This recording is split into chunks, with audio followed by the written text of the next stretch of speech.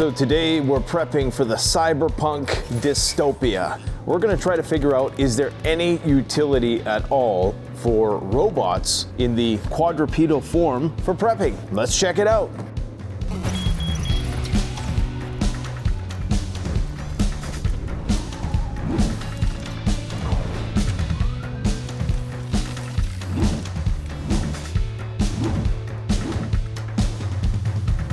Okay, so this is not a sponsored video. The company did not send us a free robot dog. These things are very expensive. We did get a demo unit that we have to send back after we do our review. No strings attached, so props to the company for that. We have our remote, we have our extra battery, and we of course have the Go2 robot dog. I can't imagine what we're gonna use this for. Maybe surveillance, maybe it's gonna be able to carry a bit of gear, or we're just gonna troll our dogs with it. I think that's probably what we're gonna do. Okay, this sucker is not light. Here we go. There's something weird about this experience, you know? There's something weird about knowing that what you pull out of here is gonna rule over you in the future. All right, there he is. He's got some good weight to him. This looks like maybe some kind of prop. I think this might be for calibration. Then we got our little walkie-talkie doodad that beeped.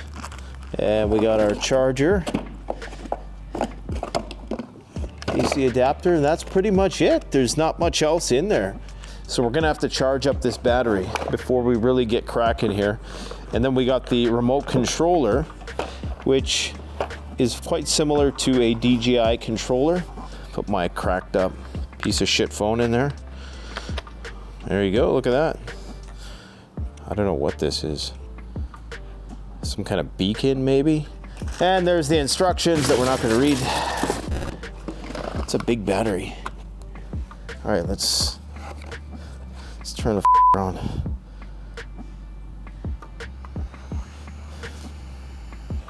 Just start pushing random buttons. Don't read the instructions. Eventually something will respond. Oh.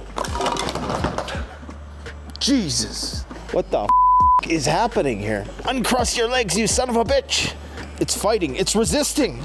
This is an awkward situation. Excuse me. I need your help. You need to kill me. Few minutes later. These are really boring instructions. I think that's Lidar. The spinning thing, yeah, it's like a radar.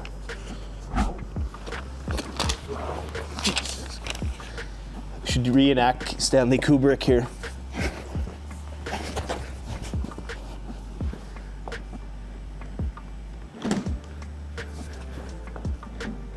Okay, now I'm just gonna start pushing random buttons.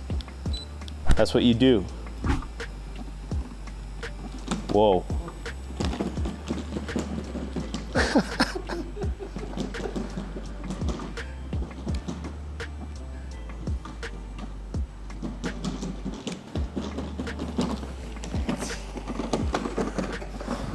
Whoa! Let's see if it knows that there's a glass here.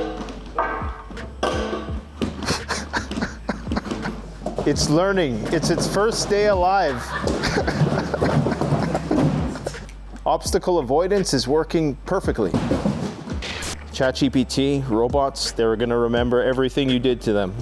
When we're before the robot jury, they're gonna be like, on April 8th, 2025, you were kicking a robot dog. Let me see if I can get connected here. Install the Unitree Go app. Of course, we gotta make an account. You wanna take a piss in the future, you're gonna have an account for the toilet. By the time this account gets made, this battery's gonna be dead. This is the shape of your little guy? Let's just...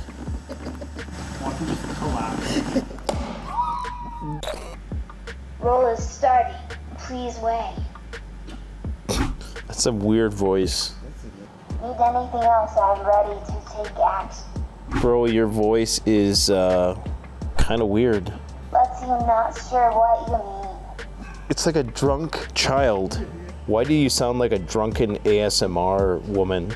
I'm not drunk. I'm just a playful pup with a girly voice. Oh my God, this is crazy. Always ready for some fun and action.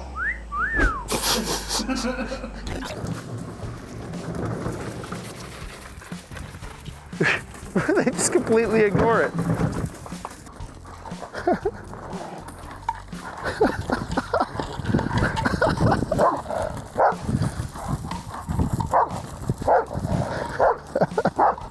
It's my hole now, brother. Just take it. My hole now, brother. Get out of the way.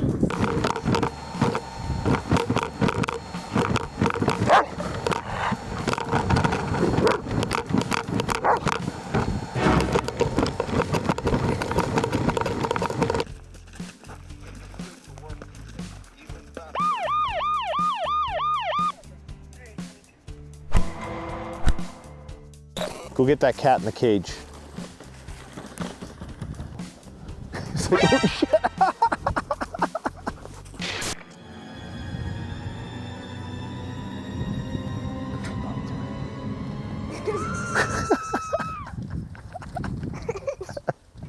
So this technology has a variety of different applications, and it's important to remember, no matter what limitations this particular model has, this tech is only going to get better from here on in. So all of the use cases I'm about to tell you are only going to become more feasible in the future.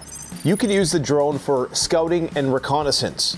You can scout dangerous areas discreetly. These could be hostile or dangerous zones. This thing can go anywhere and not have to worry about radiation like a human would. And one of the benefits of a quadruped over a quadricopter is that it's much quieter.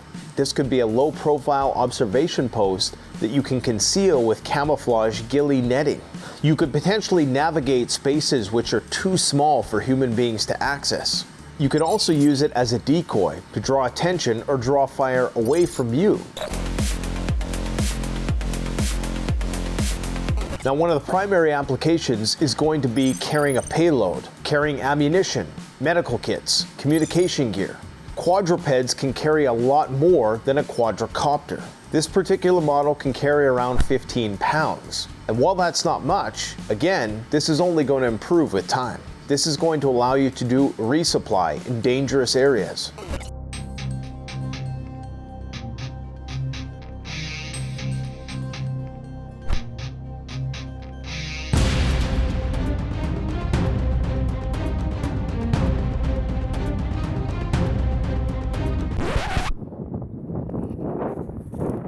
Larger models of this could be used for removing wounded people from the field. While the payload capacity is limited to 15 pounds, the actual towing capacity is going to be better. So you can tow things like sleds or carts. You can use a device like this to autonomously patrol a region and use the AI that's built into it to automatically detect and send that information back to you. This is going to allow you to deliver encrypted messages without the risk of having that data intercepted. Think of it as robotic snail mail. It can also be used as a radio relay or repeater. This thing has facial and gesture and object recognition capabilities. Can you do 10 push-ups? I'll give it my best shot. Let's get those push-ups going. Oh! Oh! Come on, another one, brother! Another! Good God! And of course, you can mount lethal deterrents on this. You can mount a gun, a flamethrower, a grenade launcher. Well, maybe not on this particular model. You can deploy tear gas and other non-lethal deterrents onto this platform. In terms of its military applications, something like this can be used to clear a minefield without putting human beings at risk. And lastly, you can use this for the purpose of subterfuge. Say you wanted to launch a flare or create some sort of diversion or distraction. You could walk this thing out to a certain region, activate whatever distraction, and that would allow you to operate under the cover of that diversion. So, we've had a chance to explore the technology. Is there a Sun Tzu quote that comes to mind that sums up why exactly we're doing this?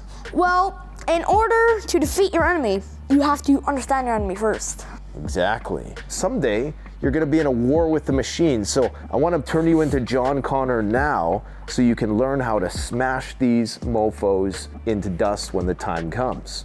All right, so here we have our battery pack, which is 8,000 milliamp hours. It's gonna last 1 to 2 hours, and this is a lot more than you're accustomed to with an aerial drone, which typically lasts between 15 to 45 minutes, right?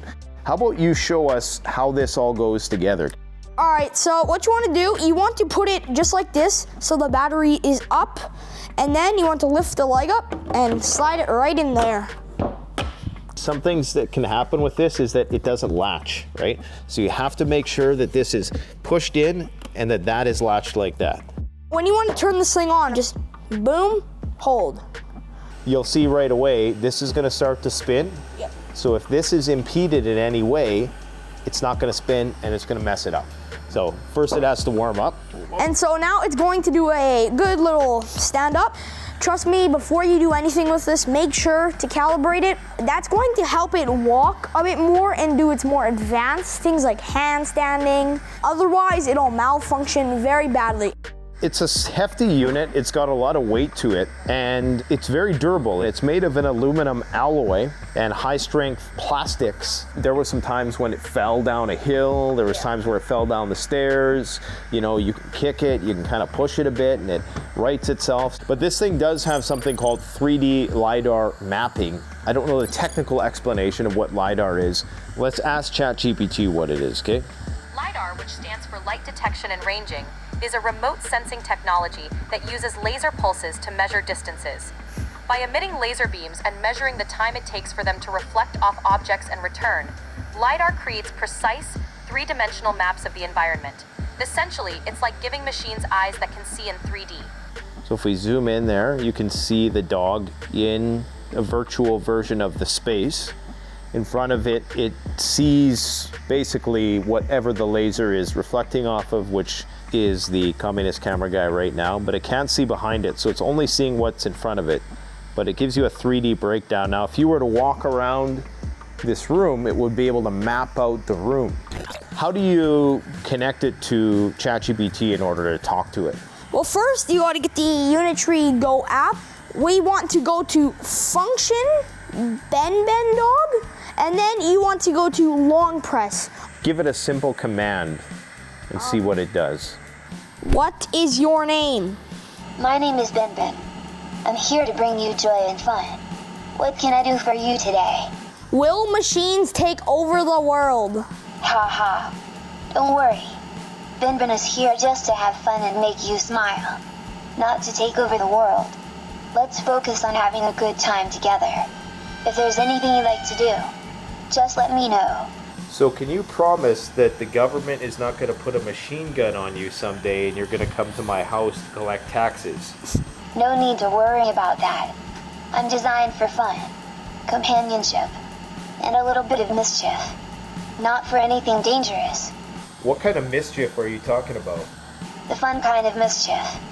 Like sneaking in an extra dance move. Playfully shaking hands when you least expect it. Or maybe even pretending to be a little stubborn before doing a trick. What do you see in front of you right now? The image shows a person with long hair holding a camera and a stabilizer, standing in a room with various equipment and a mannequin. There is a large circular light source behind him, and the room has shelves and some visible signage. So the robot took a picture and it's able to determine what it's seeing. It's kind of creepy to know that LLMs, which is what ChatGPT is going to be incorporated into this drone technology, and it's going to be able to basically see and understand everything. So imagine something like this integrated into your Ring camera at home, and that Ring camera being able to understand what's happening in the scene.